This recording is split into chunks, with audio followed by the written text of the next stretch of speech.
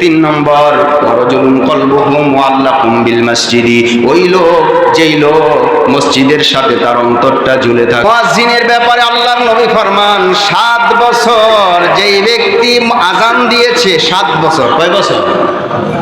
7 বছর যেই ব্যক্তি আযান দিতে পেরেছে, আল্লাহ তাআলা হাসরের ময়দানে সবগুলো মানুষের চাইতে তার বুকটা থাকবে উপরে এবং তাকে আল্লাহ তাআলা জান্নাতের অধিকারী করবেন আর বলবেন, ও মুয়াজ্জিন, তুমি হাসরবাসীদের মধ্য থেকে যাকে পছন্দ হয় তুমি সুপারিশ করে করে জান্নাতে নাও। জোরে কোন সুবহানাল্লাহ। 7 বছর আযান, মসজিদের সাথে অন্তর কেমনে ঝুলে থাকে? জুমার নামাজ পড়ে বাড়িতে গিয়েছে, আসর নামাজের আজানের অপেক্ষায় থাকে। কোন জায়গায় যদি মাইকের আওয়াজ শোনা যায়, মনে মনে কয় আমার যত কিছু আছে সব বাদ দাও, এখন গিয়ে নামাজ পড়ে আসি। এর মানে হলো তার মনটা সব সময় মসজিদের সাথে লেগে আছে। খেতে কামারে বিভিন্ন জায়গায় মিল ফ্যাক্টরিতে কাজ করতেছে, আর একটা কান বাইরের দিকে দিয়ে রাখছে, কখন মুয়াজ্জিন আজান দিবে। আজান দেওয়ার পরে আমি মুসলমানের সন্তান, মুসলমান, আমি নামাজে দাঁড়িয়ে যাব, আমি নামাজ পড়ব। এর মানে হলো তার মনটা মসজিদের সাথে ঝুলন্ত আছে।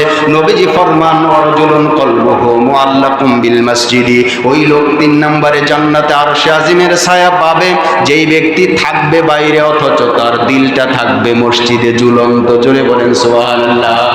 এমন নাই?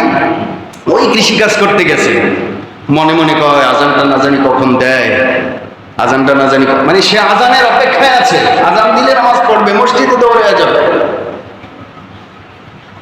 এরপরে মসজিদে ঝুলন্ত দিল, এটার অনেক ব্যাখ্যা। কেউ মসজিদে দান খয়রাত করে মসজিদের সাথে তার দিলটাকে ঝুলায় রাখে, কেউ মসজিদে ইবাদত করে তার মনটা মসজিদের সাথে ঝুলায় রাখে। মুসলমান ভাইরা আমার, মসজিদের দিকে ঝুলন্ত থাকে সবচাইতে বেশি মুয়াজ্জিনের দিল, কারণ মুয়াজ্জিন ঘড়ির দিকে বারবার বারবার তাকায় কখন আজানের সময় হবে, আমি গিয়ে আজানটা দেব, আছে না নাই? মুয়াজ্জিন আজান দেয়, মুয়াজ্জিনের দিলটা, মনটা মসজিদের সাথে ঝুলন্ত থাকে। মুসলমান ভাইরা আমার, মুয়াজ্জিনের ব্যাপারে আল্লাহর নবী ফরমান 7 বছর যেই ব্যক্তি আযান দিয়েছে, 7 বছর, কয় বছর? 7 বছর যেই ব্যক্তি আযান দিতে পেরেছে, আল্লাহ তাআলা হাসরের ময়দানে সবগুলো মানুষের চাইতে তার বুকটা থাকবে উপরে এবং তাকে আল্লাহ তাআলা জান্নাতের অধিকারী করবেন আর বলবেন, ও মুয়াজ্জিন, তুমি হাসরবাসীদের মধ্য থেকে যাকে পছন্দ হয় তুমি সুপারিশ করে করে জান্নাতে নাও। জোরে কোন সুবহানাল্লাহ। 7 বছর আযান। মুসলমান ভাইরা আমার, মুয়াজ্জিনের আমরা যদিও দাম না দেই, মুয়াজ্জিনের দাম আল্লাহর কাছে আছে না নাই? আসেনি? আল্লাহর কাছে অনেক দাম, অনেক দাম, কারণ সে কার জন্য ডাকে? আল্লাহর জন্য। এই জন্য যদি সময় পান, সুযোগ পান, মাঝে মাঝে গিয়ে আজান দিবেন। আজান দেওয়ার আগে আজান শিখবেন। অনেকে আজান দেয়, আজান শুদ্ধ হয় না, তারপরেও জোর করে গিয়ে আজান দেয়, এটা কিন্তু ঠিক না। আজান শিখতে হবে। আমি মুসলমানের সন্তান, যদি আজানটাই না শিখতে পারি আমি আর কি শিখলাম? আমার তো কিছুই শিখা হলো না।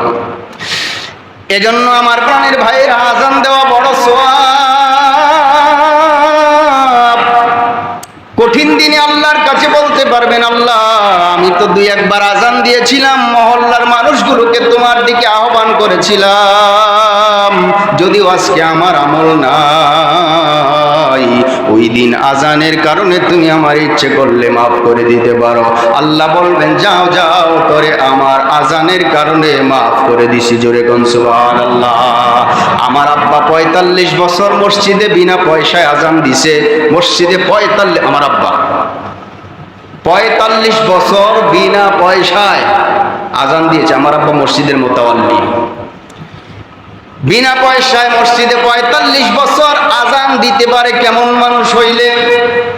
বেঁচে আছে আল্লাহর রহমতে, 100 বছরের উপরে বয়স। আল্লাহ তাআলা যেন নেক হায়াত দান করেন, বলেন আমিন। 45 বছর। আমার বাবারে আমরা কোনোদিন দেখি নাই, বিশেষ করে জুমার দিন কোনোদিন দাওয়াত লইতে। জুমার দিন দাওয়াত খাইতে কোথাও যায় না। 11টার দিকে মসজিদে আসছে, পরিষ্কার ক্লিন যা দরকার পড়ছে, এই সমাজের যিনি সভাপতি হবেন, সেক্রেটারি হবেন, এই সমাজ দিয়ে দেখা, এটা সব সমাজের জন্যই। যিনি সেক্রেটারি, সভাপতি, মোতাওয়াল্লি যারা হবেন, ওরা যদি এই কাজ করতে পারে, ওদের মতো দামি আর কেউ নাই। ওদের মতো দামি আর, আমরা তো মনে করি মুয়াজ্জিনি কাজটা এটা নিম্নমানের কাজ, নিকৃষ্ট কাজ, আমি কেন করব? বাবারে, এই অহংকারটা দূর করার জন্য মাঝে মাঝে ঝাড়ু দিয়ে নাই মসজিদ।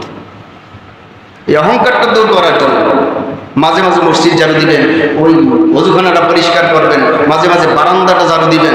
যদি আরো বেশি অহংকার থাকে, ওই যে মুসল্লিরা মসজিদে ঢুকছে না, জুতাগুলি সোজা করে দিয়ে আস্তে আস্তে দেখবেন অহংকার দূর হবে।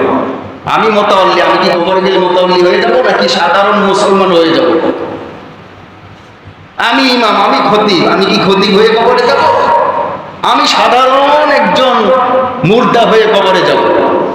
অহংকার মুক্ত হওয়া দরকার। এখানে ওই শুরু থেকে, আলেম থেকে শুরু করে সাধারণ পাবলিক পর্যন্ত সবাইকে অহংকার মুক্ত হতে হবে।